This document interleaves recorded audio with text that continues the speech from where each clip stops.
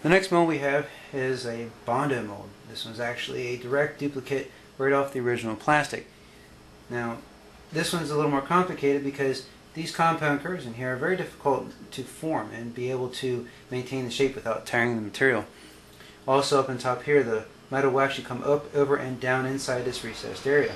This again just makes it a little more difficult. We'll start off with the mold by itself.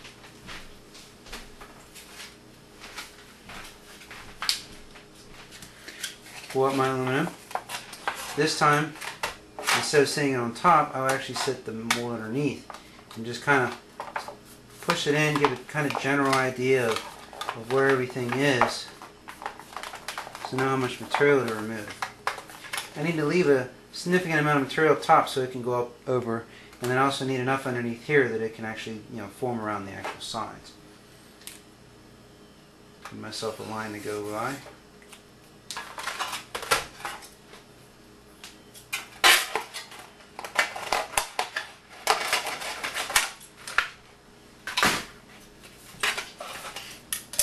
You can see you have somewhat of a shape. It gives you a general idea.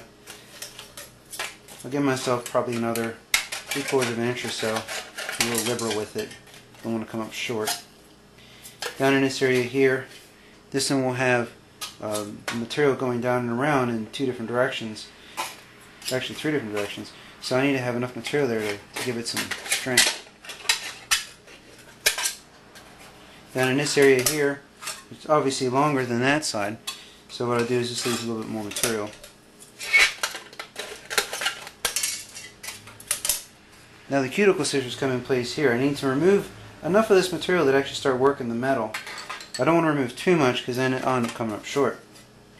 So I'll be really liberal with it.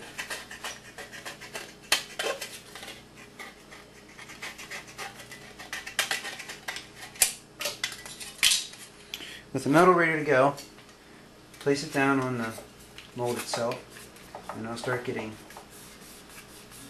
some of the front portion of this to show through. I need to remove that as well because it's just too much material to try to form around if I don't have that extras on there.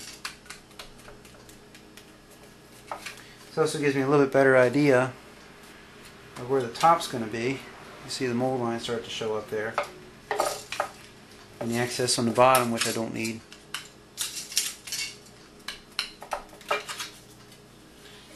I'll come back one more time, use the scissors, and start trimming out the material I don't need across the bottom and the front.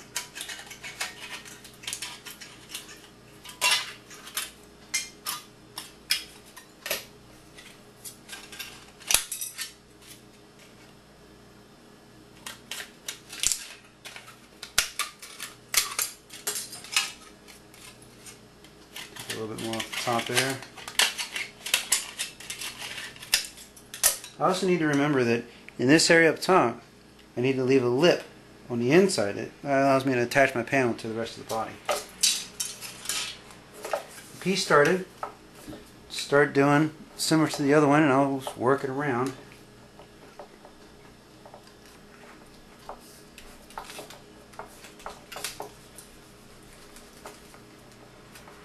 Try to get as many creases as I can across here. The more creases the better. It allows me to stretch the metal. Start pushing on it with my hands. Again, this is the reason why I do not use the original plastic. The hard bodies just don't have enough to handle this kind of force being applied to them. They would crack and break really easily. Alright, with the general shape in place, I'll come back with my wood tools again. And now start pulling in back and forth to try to stretch the material out. Go right across the wrinkled edges. Those will eventually come out once I get working on them later.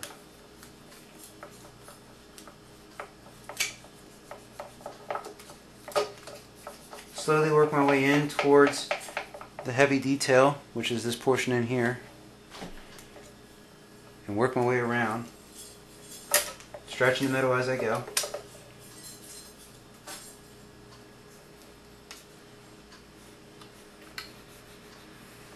you can start to see how the compound curves take shape as I stretch the metal out. Down and along here, just do the same thing. I'll put pressure on both sides and just work it back and forth. This action of working it back and forth slowly stretches the metal out and allow it to release. The release lets the molecules relax and allows you to stretch it some more. Just continue to go back and forth.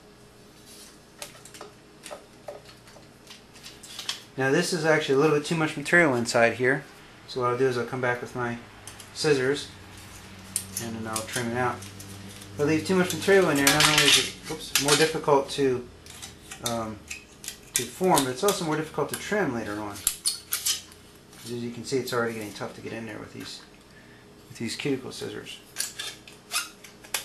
But at this point, I don't have to be too delicate about it because I'm going to be forcing the metal back in there again.